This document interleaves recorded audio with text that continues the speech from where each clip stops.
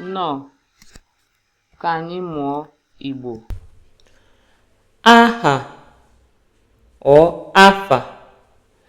These two words mean the same thing. This one is the standard Igbo. This one is dialect. So they mean the same thing. Aha or afa, name. Kedu. What this means is that anywhere you see aha, you can equally replace it with afa.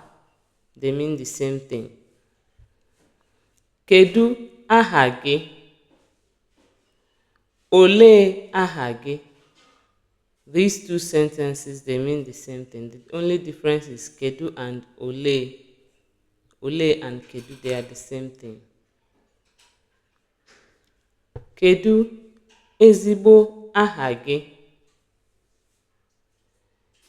Kedu aha nna gị?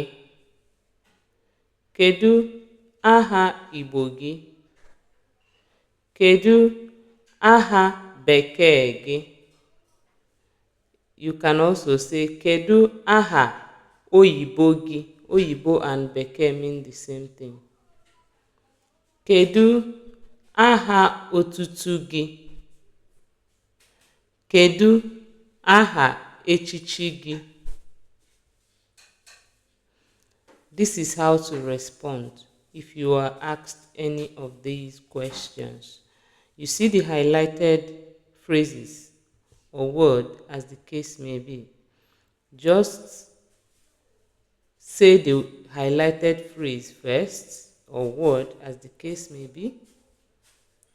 Say the highlighted phrase, then just like I did here. Aha, look at it. This is the word highlighted. You say the highlighted word or phrase first, then because you're talking about yourself this time.